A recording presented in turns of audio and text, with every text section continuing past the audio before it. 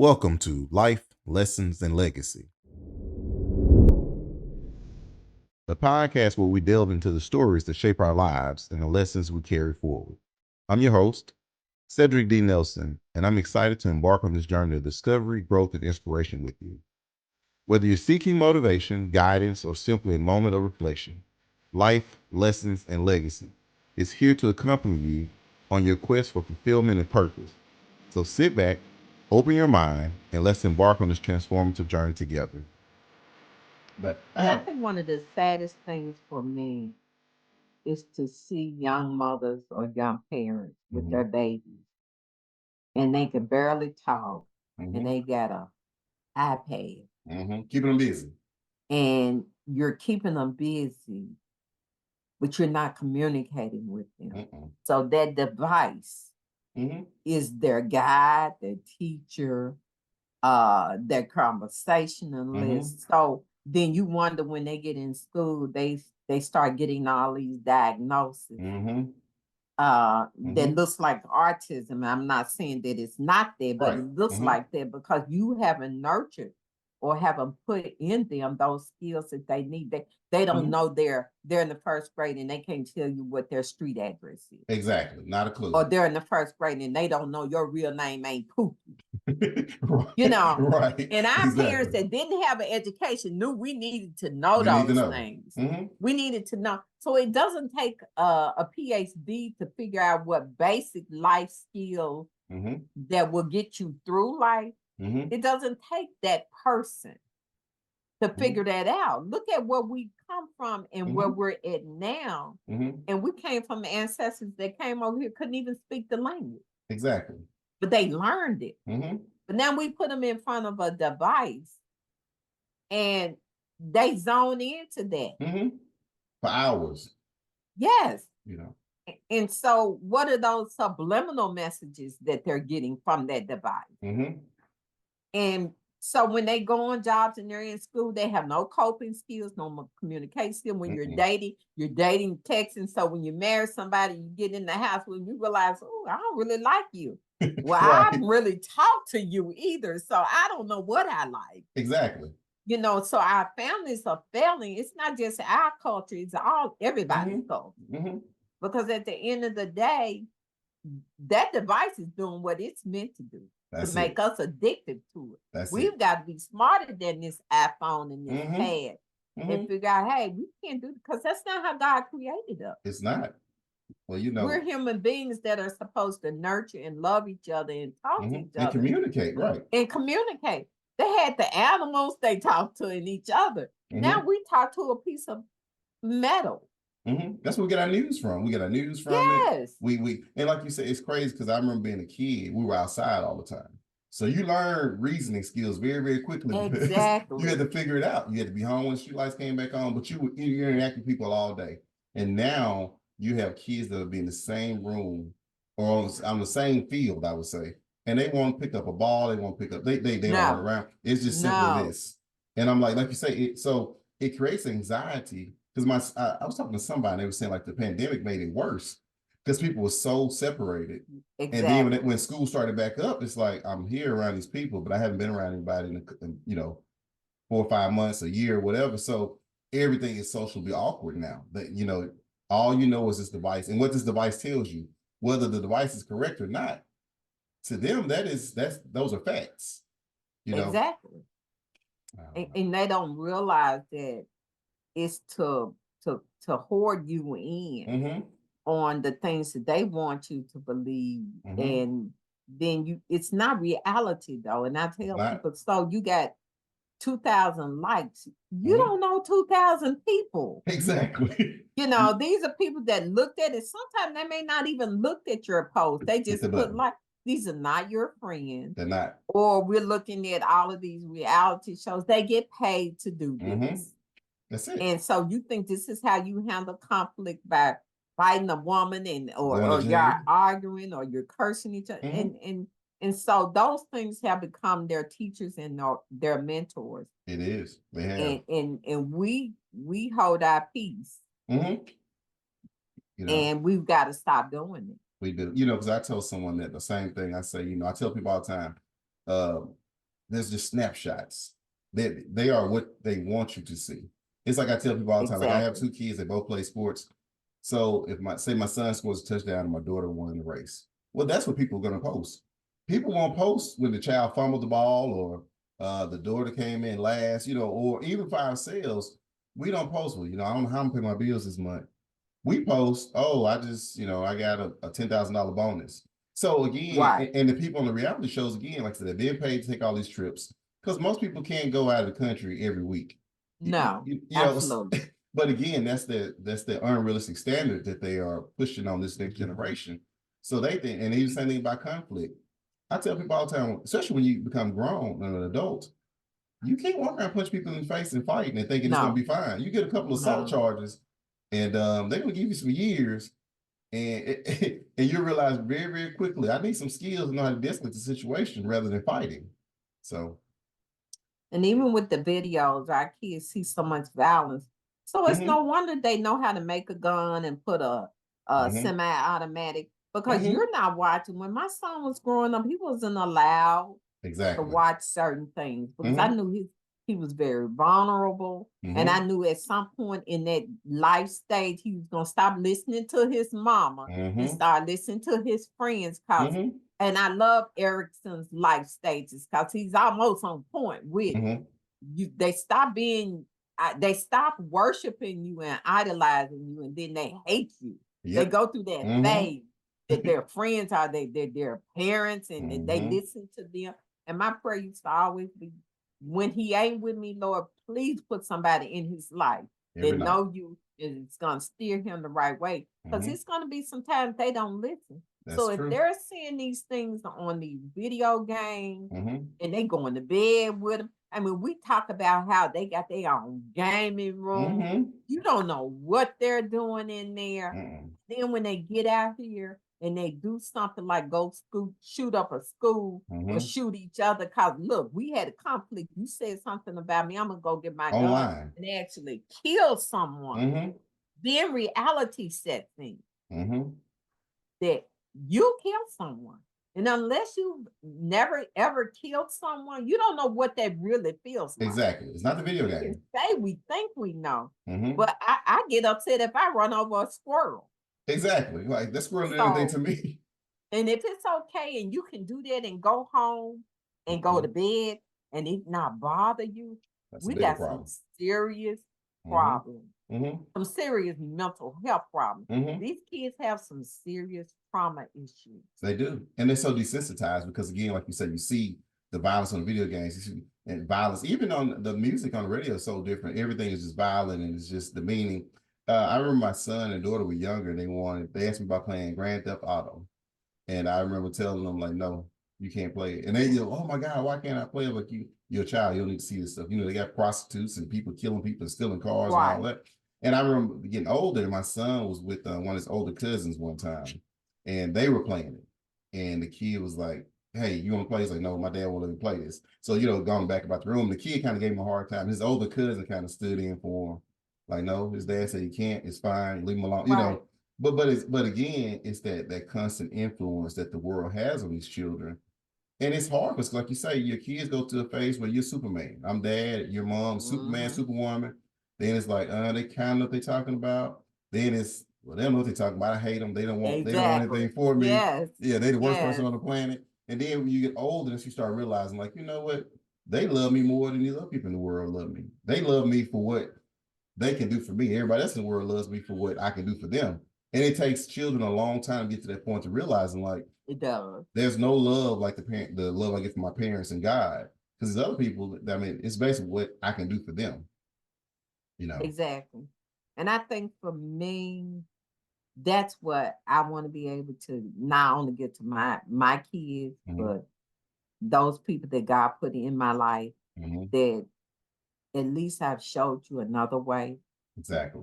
To that you see my faith and you see God in me enough to know that, hey, well, it worked for them. I do have options. And you don't have to think like I think, but I do want you to think. I want you to think about things. Right. You might not handle it the way that I handle it, but I want you to know that there are consequences everything. And I always told my son, there are consequences. You better think before you make a move. And I know that I put the right things in you. So now then you make the choice. Because I'm not upholding you in your wrong. I can still love you and not uphold you in your wrong. So I know you went out and shot John. Yeah, he in there. Get it.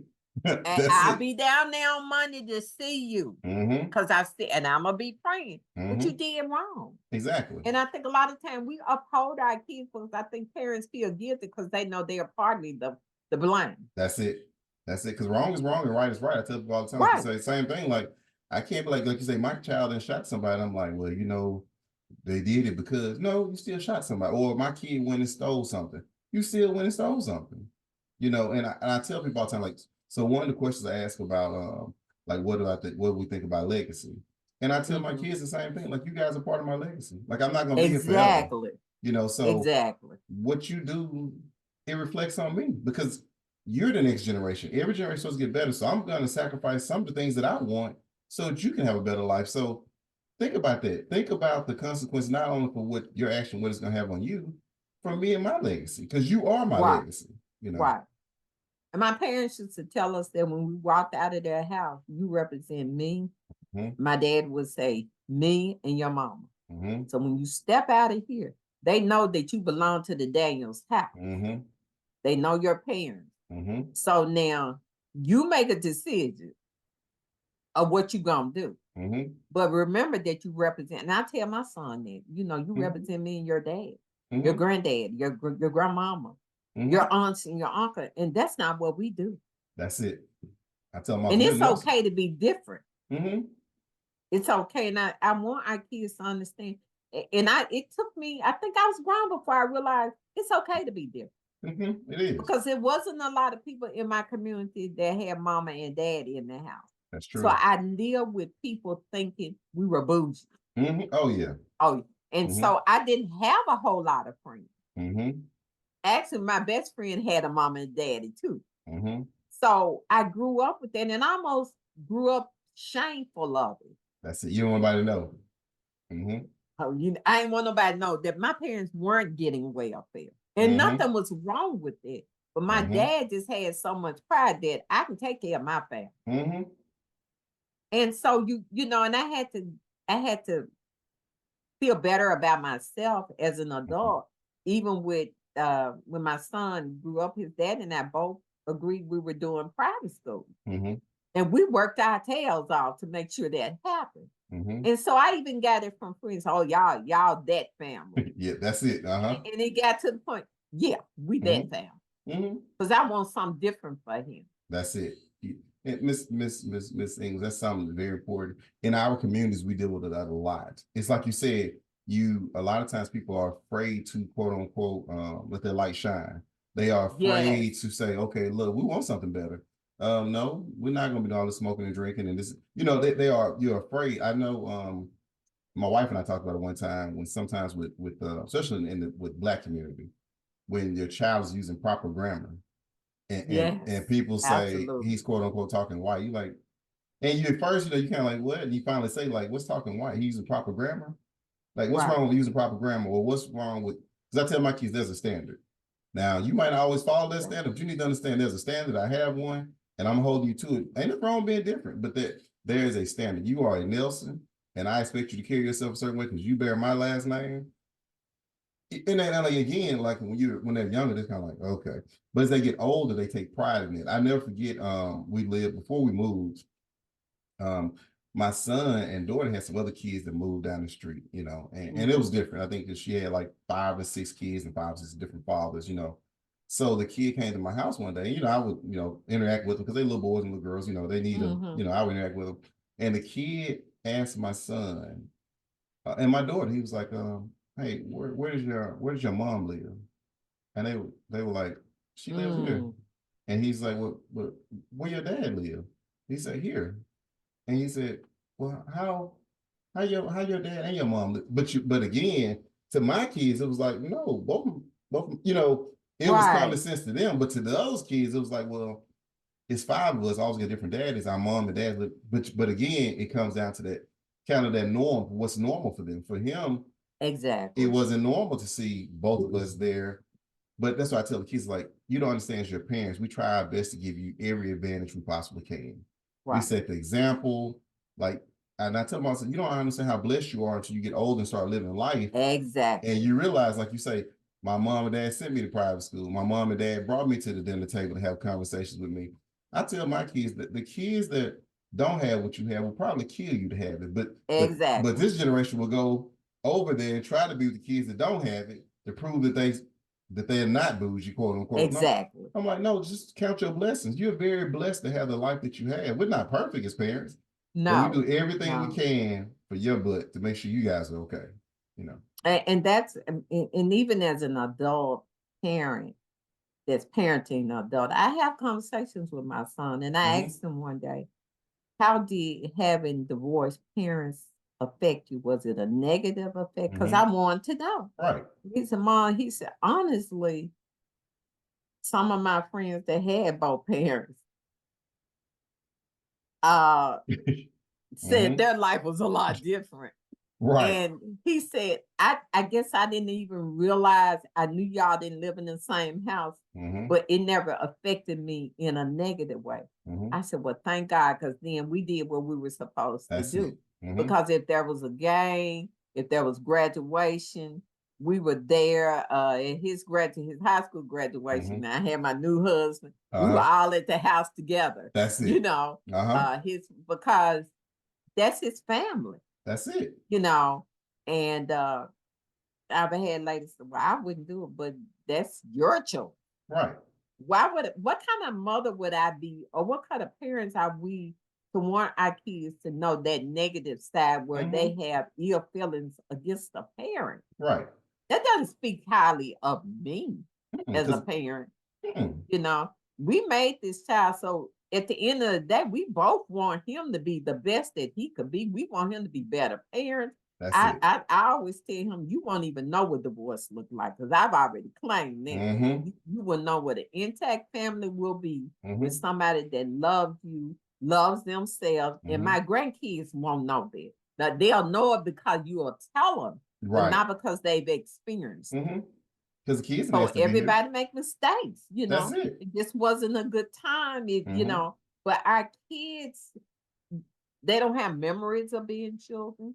They don't have fun memories. That's why we're working with kids. I say you can give kids all the money in the world, but if you don't give them time and memories, they'll forget that you bought them those $300 pair of shoes.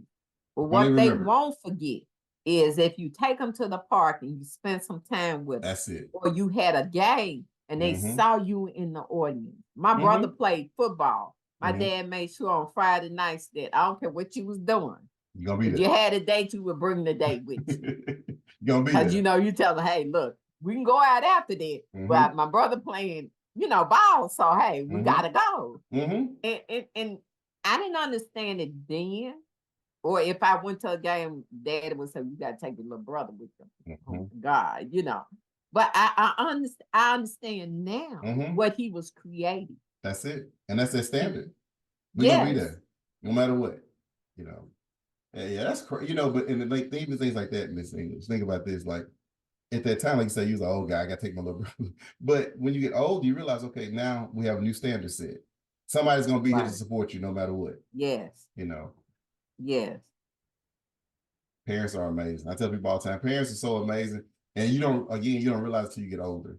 Like just how much they poured into you, how much because you don't know, like you say, your dad may have been tired coming off work, your mom might be tired, but it doesn't matter.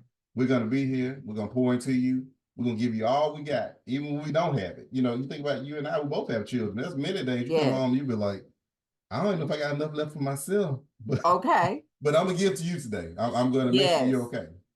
So I learned to eat on the run. I'm still trying to break that habit because he had basketball, football, the clubs at school, church, because I always required he do stuff at church. He had this, he played the drums, or he had this. And then my girlfriends was, you know, some of them were going on trips. I said, nah, because I can't go on a trip and then he still get the stuff that he needs. So I'm gonna make a decision that he goes and he tells me all the time, Mom, you deserve it because I had what I need, That's it. And he didn't miss it. And I don't feel bad about that. And I'm not the type that I made all them sacrifices. I did what I was supposed to do. I'm a parent. So God has me. That's it. Now, if you go out here and do something, I still love you, but hey, that's it. You had the foundation. That's not to say you're not gonna make mistakes, because we all make mistakes. We do every day. And that's what grace and mercy has to keep you. And and I think that's something important too, Mrs. English, because you say again, like I'm gonna do my part. I'm gonna do my part as a parent.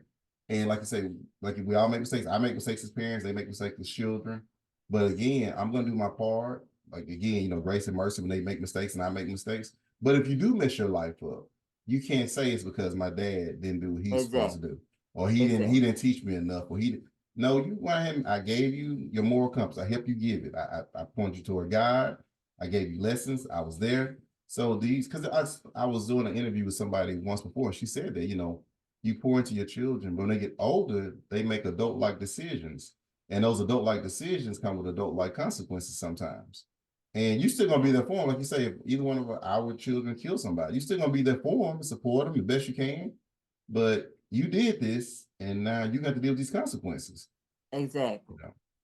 So, I don't know. So, two more questions. I won't hold you, Phil, but I know you and I, we're both. We'll talk all day. Right. So two questions. One is what goals you have coming up, and then the second, it may end up tying, I'm not sure, is who's been the single most inspirational and important person in your life, past or present? Goals for me at 62 is retirement. One day. Yes, I am working on it, and to be debt free. That's it. And to leave the legacy of financial stability to my children. As well as, because I looked up the word legacy, and what it said was it's not just money. It's sometimes it's character, it's your belief, it's your spiritual belief. It can be a number of things. So for me, my legacy, I want them to be able to say, especially my children, that I did the best that I could. And I always told my son three things I knew I had to do as a parent was to love you, introduce you to Christ, and give you the means to make a living for yourself. And those weren't the only three, but those were the top three. And if I helped them do that, and then you help somebody else, because it has to continue, then I feel like I've done what I'm supposed to do. That those people that God put in my life, that I do what I'm supposed to do. And that's the blessing part of it, And I think the single most important, and it's not just one person. Of course, it's always God, but my parents. Amen. I say they were teachers and PhDs, and I promise you, they didn't even know it. The values, the morals, smart. My dad and mom. I have people laughing. Remember when we were growing up, the Jehovah's Witness used to come on Saturday. And my mom was a beautician, but this particular Saturday, she happened to be at the house. And for a lady that didn't have a high school diploma, she could read that Bible back and forth. She was always thirsting for knowledge. I just imagine what she could have been had she had the opportunity.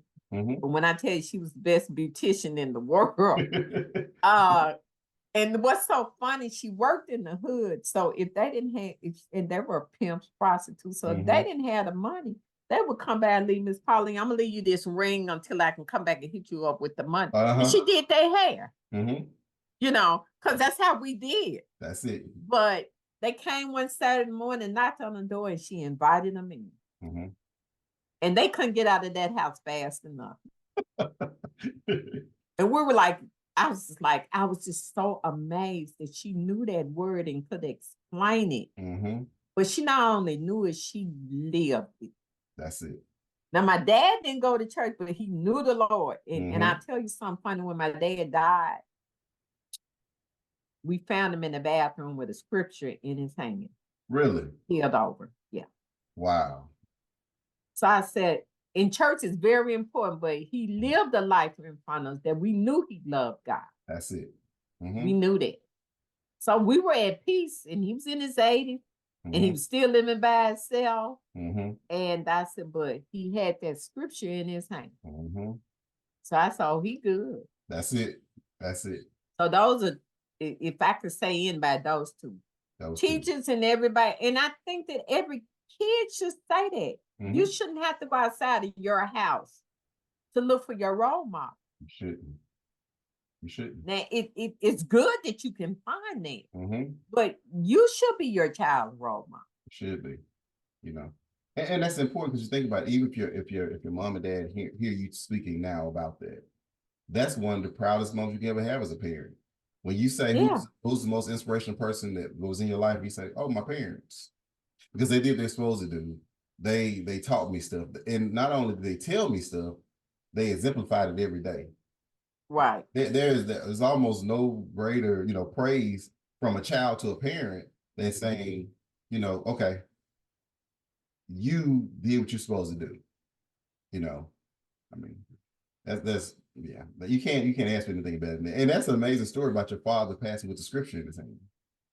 You know, it's just the fact that I told somebody that I have uncles that go to church all the time. I have some uncles who don't go to church all the time. But even the ones that don't go, like you say, most of them still know God. And they might not be in church every Sunday, but they can quote the Bible.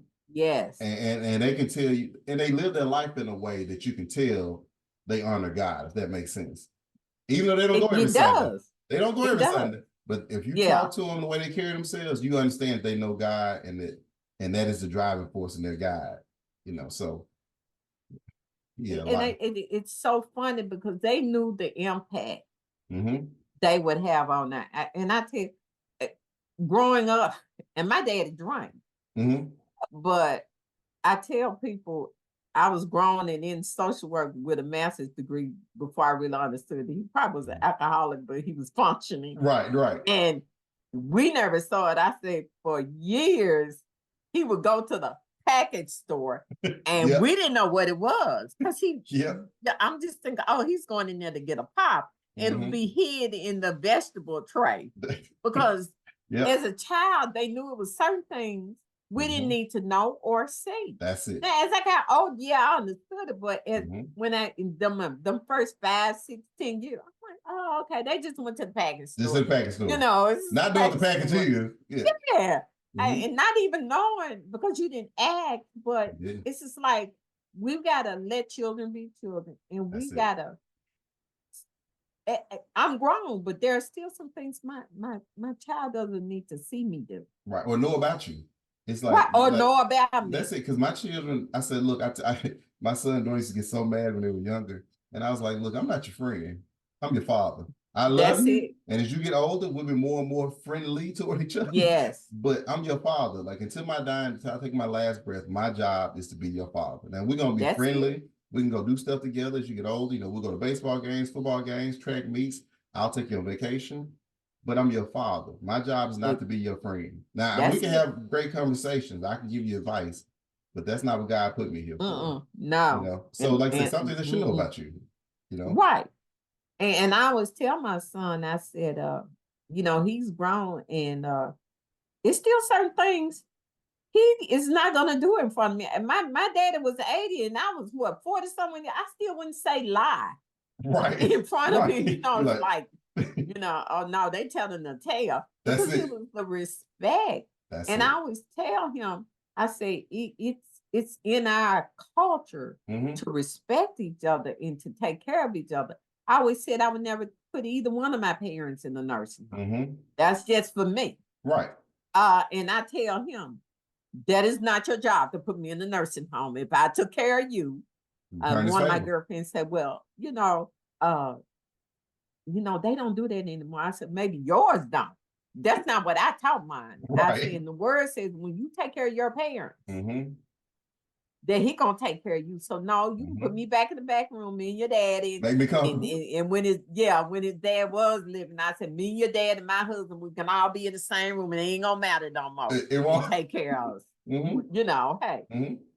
We've got to honor our elders. We do. But elders, actually, we got to honor and teach our kids that. Because we're assuming they know things that they don't. I tell my husband that, he said they ought to know better. I said, but you got to train it, and they did. Exactly. I said, you're assuming that they know. We're assuming they know when they go to the interview, they need to wear something appropriate. Exactly. They don't know that. They don't. You know, it's kind of like I was telling my wife one time. I was doing something outside of a car or something, and I was like, you know, I'm pretty involved, Dad. I'm in every game, everything, rock throwing contest, whatever. I'm there. And I said something about cars, and I sat up for a minute. I was like, do you guys know how to check oil? You know how to change the tire? And this to my daughter and my son, because I'm like, I'm telling my son, you need to know because you're a guy. And I'm telling my daughter, you need to know because what if ain't no guy there? Or Thank you. But my thing was so same thing. I said I assumed they knew because they're around me, but I had to realize no, I need to take you outside and show you, because just because you're around me, because again you got this device in your hand, so you might be around me, but you're on this device doing whatever, and it can show you, but it's nothing like your dad or your mom showing you how to do X, Y, and Z.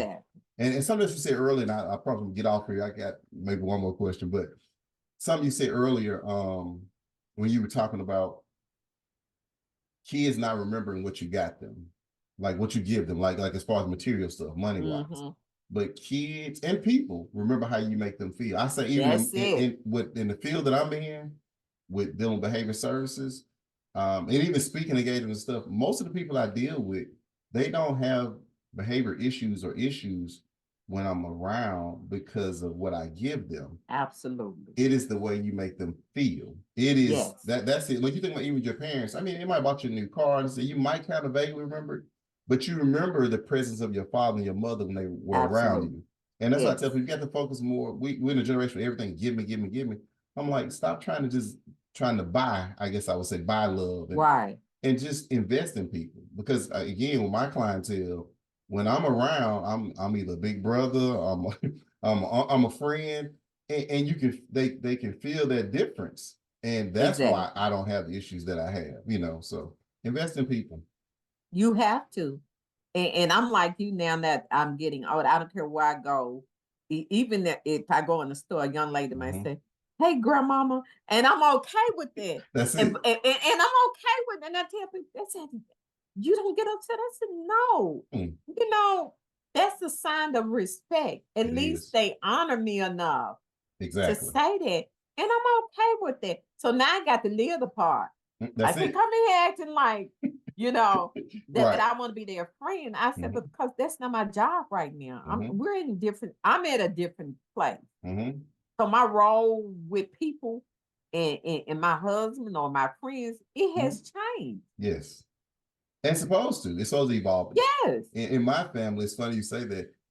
All my younger cousins call me all of them. So I'm one cousin. He was even confused. He's like, "Hey, Uncle Cousin." You know, it's like I know you my cousin, but everybody calls you Uncle. But again, it's because the way you carry yourself, and that's how they view you. So I can't be over here acting a fool and cutting up, and they're like, "Well, that's not." You know, he's supposed to be at a higher standard. And I tell my kids and people in general, you have to have a standard. And if you set that standard, it's whether you're men, women, you in the workforce. If you set that standard and you hold yourself to it, others will also start to hold you to that standard because they realize this is who you are. Again, like talking about growing up as a child, my standard was, okay, I'm going to stay out of trouble. I'm not going to embarrass my grandmother. I'm going to finish school. I'm going to make something of myself. I don't know what I'm going to do, but I'm going to make sure she knows how much I appreciate all she sacrificed for me. So when you set that standard, everyone, I tell a story, and I keep talking.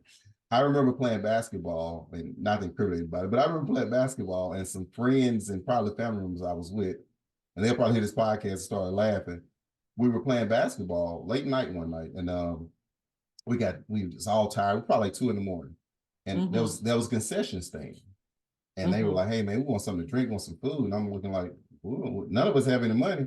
You know, I don't know what you guys talking about. And I never forget it. A couple of my cousins and friends said, "Hey, you probably need to go on and leave." And I was like, "What are you talking? I want to play basketball too." He's like, "No, we done playing basketball. We want some food and something to drink." And I'm still, kind of like, well, okay, I'm probably what 14, 15. I'm like, what? They're like, we're gonna break into the concession stand. You need to go on and leave. And I remember, thinking about as I got older, that was that standard. It was like, we might break in here. This is not what you do. So you need to go ahead and leave. You don't have to, you don't want to be here, be a part of it or anything. And I tell my kids, if you have that standard, people will treat you that way. That's it. But absolutely. Hold yourself to it. Absolutely. So, but Ms. English, I will not hold you. Oh, before I let you go though. Okay. Do you have any websites, events, or anything that you want to plug as far as with the program or just personally? I try to make sure I give everybody a chance to plug anything that that you want to.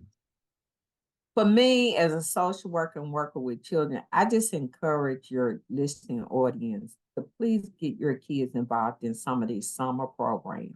Mm-hmm. There are so many free programs, Cedric. Mm-hmm. Our kids need to be able to be busy and in an environment that they're safe. Mm-hmm. So they'll go on the library link site and look for free summer program. Girls Inc. is another one. That they can go. So we have no excuses. Your community centers are usually free. Mm-hmm. Make sure that at least this summer is not something people call one of the deadliest summers in Memphis. Exactly. Get your kids involved. And as far as our program, we are the UTHSC, Shelby County Relative Caregiver Program. We are located at 239 South Dudley Street. We work with families who take care of other relatives' children. We provide resources. We have mentoring groups. We are actually getting ready for our girls and boys cotillion and ball again in June. But it's an awesome program. But mostly important is the groups and the support groups that we have for our caregivers and our children. Mm-hmm. They can look at us on Facebook at UTHSC, Shelby County Relative Caregiver Program. And again, thank you so much for allowing me to be a guest on your show. I am so proud of you, Cedric. Thank you. Thank you, Ms. English. You're more than welcome. Thank you for being a guest. And I will definitely make sure that I take the website and the Facebook page and links. I'll make sure I put it on the podcast. Okay. But overall, just thank you. You've always been a very inspirational person. You've always you've been yourself. I like to think about, like I said, we talk about some people you meet, they're just good people. And you're just one of those people, like you can tell, like you genuinely want to help others. And I'm just honored to have you on the show. I thank you for accepting it. And I look forward to working with you in the future and just seeing everything you're going to do. And the program really meant a lot to me because, again, I grew up in a situation similar to that. I didn't even know it existed. So when you asked me to come speak and I met those kids, I was telling my son, I was like, this is a full circle moment. Like, absolutely, I am these children. Like, telling the story about my grandmother and me saying I want my check and her being like, well, I'm going to give it to you. And then not, her not fixing anything to eat that day. But telling those kids, like, just be appreciative, because when you're a child, you don't understand just how big it is that someone's willing to spend that time. So, I know I was looking for someone. That's why I say you say it's full circle, and I say it was ordained because I had known you for 3 years and told you about the program, not even knowing that you were the program. Yeah, exactly. You know what I'm saying? Yes, ma'am. And so when I was looking for someone to speak, I mean, the Holy Spirit just said, Cedric. And I still didn't know your story. That's it. Until you told me, and I'm like, oh my God, this is perfect. This is okay. And when you spoke, our kids are still talking about it. Wow. Like one of the young men went back and told his pastor how your story inspired him. Wow. So if you only touch one person, then you've done what you're supposed to do. That's but because we're asking for our territory to be enlarged, we know you're going to touch more than just one. Well, I appreciate it. Oh, no, that's great. I mean, and it's one of the things I think, you want to make your parents proud. I felt like it was one of the things I want. It definitely made my grandmother proud that, again, that you can touch someone else. So, but again, thank you. I greatly appreciate it. We'll be talking again soon. Yes. I really enjoyed it. We will definitely get together again today. Thank you so much and good luck. Thank you for joining me on this episode of Life, Lessons, and Legacy. I hope you found our discussion thought-provoking and inspiring. If you enjoyed today's episode, be sure to subscribe to the podcast and leave a review. Your feedback helps us to improve and reach more listeners like you. Remember, life is a journey of growth and discovery, and every experience, both the highs and the lows, contributes to the legacy we leave behind. So embrace each moment, cherish the lessons, and live with purpose. You can find more resources, including my book, Life, Lessons, and Legacy, How to Take Life's Lessons and Shape Your Legacy. Available for purchase on my website at www.lifelessonsandlegacy.com. Also available on amazon.com. On my website, you'll also discover information about my life coaching services and speaking engagements designed to help you unlock your full potential and live a life full of purpose. I'm Cedric D. Nelson. Until next time, take care, and I'll see you soon.